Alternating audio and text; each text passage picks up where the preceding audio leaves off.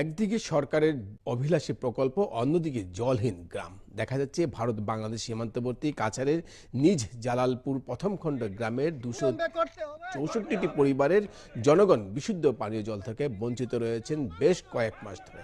জল জীবন মিশনের আওতায় এই গ্রামে একটি পানীয় জল প্রকল্প তৈরি করা হলেও গ্রামবাসীরা পানীয় জলের সুবিধা থেকে বঞ্চিত রয়েছেন। এই প্রকল্পের জন্য ওয়াটার আনা হয়েছে সুরমা নদী থেকে, কিন্তু বর্তমানে শুকনো মরশুমে নদীর জলস্তর একেবারে নিচে নেমে গেছে, তাই জল সুরমা নদী থেকে প্রকল্পে আনা যাচ্ছে না।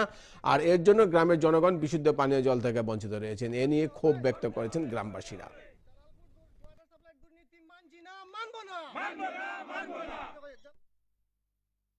নির্জলালপুর পার্ট 1-এ ওয়াটার সাপ্লাই ডিভিশন 1, কিন্তু বিগত কয়েকদিন থেকে দেখা যাচ্ছে যে আমাদের এগুলো ইন্দ্র বাংলাদেশের সীমান্তবর্তী এরিয়া, সুরমা নদীর তীরে আমরা অবস্থিত এই জালালপুর জিপিটা।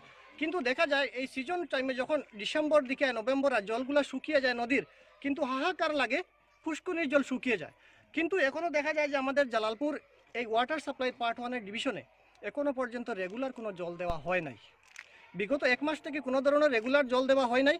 তাই আমরা অনেক কমপ্লেন করেছি, একবার গিয়েছি আমাদের এক্সিকিউটিভ ইঞ্জিনিয়ার সাথে, উনি বলছেন এটা সমাধান করে দিবে, কিন্তু এখনও দেয় নাই। বিগত এক মাস থেকে কোনো ধরনের জল দেওয়া হয় নাই আমাদের, এবং কমিটি কে বা কাহারা আমরাও জানি না।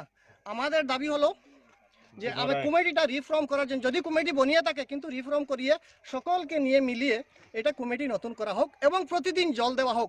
তাই আমরা মেমোরান্ডাম মানে এখন রেডি করেছি। প্রত্যেক 264টা ফ্যামিলি আছে বেনিফিশিয়ারি, তার সিগনেচার নিয়ে আমরা আগামীকাল সিও স্যারের কাছে যাবে এবং ডিসি স্যারের মধ্যে কাছে যাইমু। এরপরে আমরা এক্সিকিউটিভ ইঞ্জিনিয়ারের সাথে দেখা করবো এবং